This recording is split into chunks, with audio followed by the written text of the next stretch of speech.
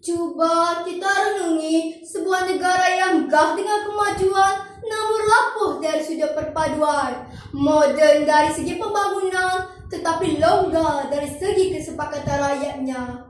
Adakah kemajuan sebegini benar-benar membentuk sebuah negara bangsa yang bersatu? Assalamualaikum warahmatullahi wabarakatuh. Salam sejahtera, salam perpaduan dan salam Malaysia Madani. Saya titipkan buat semua. Sekalo apresiasi buat pengurusi majlis, barisan panel hakim yang berintegriti dalam membuat penilaian, para pendiri yang budiman, seterusnya sidang dewan yang saya hormati sekalian. Berdirinya saya di sini adalah untuk mencerahkan mode pidato yang berbunyi bersama membina negara bangsa. Negara bangsa bermaksud sebuah negara berdaulat yang hidup di bawah satu identiti walaupun berbeza budaya, kaum dan kepercayaan.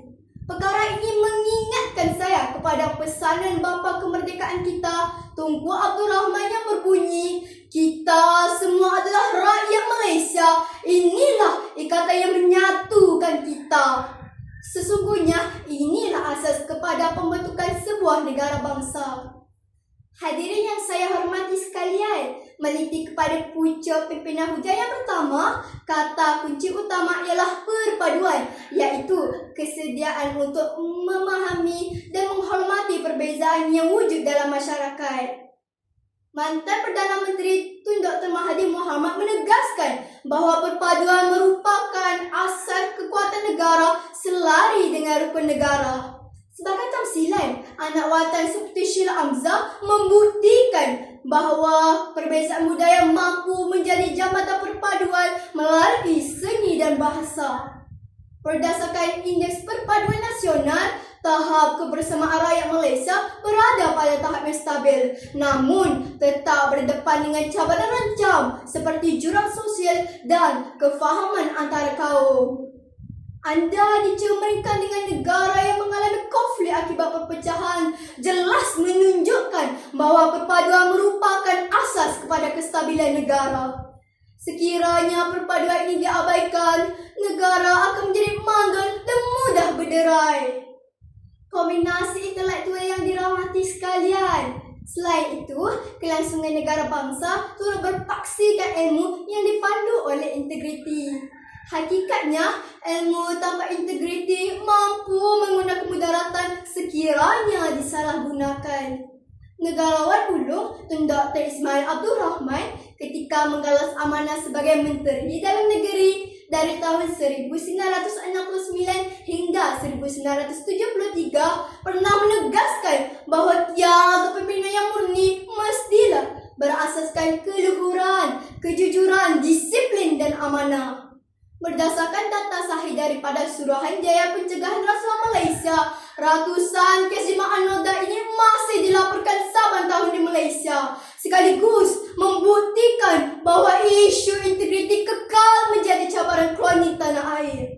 Buktinya, sebanyak 1,145 tangkapan direkodkan pada tahun 2025. Dengan jenayah pemberian dan penerimaan rasuah kekal mendominasi sebanyak 46.1%.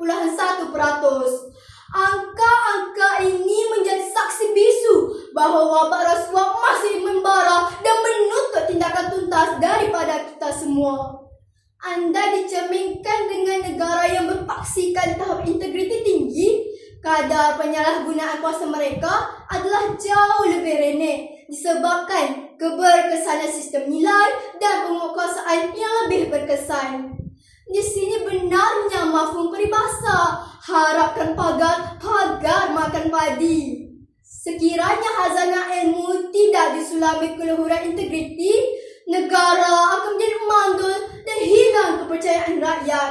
Namun, tatkala ilmu digandingkan seiring dengan integriti, lahirlah masyarakat yang bertanggungjawab, acuan pemimpin yang berwibawa dan negara yang disegani. Para pendengar yang budiman, tunjang terakhir dalam wahana bicara ini ialah semangat patriotisme.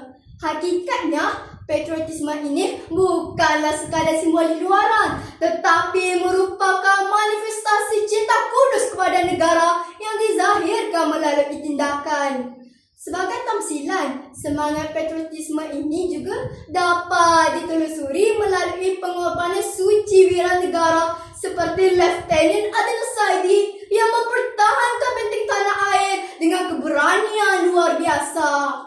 Tidak cukup dengan itu, selaku rakyat Malaysia, semangat patriotisme juga dapat dizahirkan melalui sikap menjaga kebersihan, memelihara maslahat harta awam serta patuh kepada lunas undang-undang. Rentas daripada itu, pembabita aktif rakyat dalam program kemasyarakatan seperti sambutan Hari Kebangsaan dan aktiviti kenegaraan membuktikan bahawa sisa cinta negara masih subur membugar dalam sanubari masyarakat. Namun, tetap menuntut kelestarian pengukuhan dari semasa ke semasa. Hadirin pembina tamadun yang dikasihi, sebagai konklusi, jelaslah bahawa negara bangsa terbina atas pasak perpaduan, diperkukuh oleh keluhuran integriti dan disemai dengan nubuat patriotisme. Hakikatnya, segala citra kemajuan ini bermula daripada diri kita sendiri. Ingatlah, sebuah negara tidak runtuh dalam sekejap mata, tetapi ia perlahan-lahan apabila rakyatnya mula apa untuk bersatu. Tumbuh melata pohon selasih, pucuknya manis dipetik nyonya. Malaysia Madani terus berkasih, perpaduan untuk bangsa berjaya. Sekian, wabillahi taufiq wal hidayah. Wassalamualaikum warahmatullahi wabarakatuh.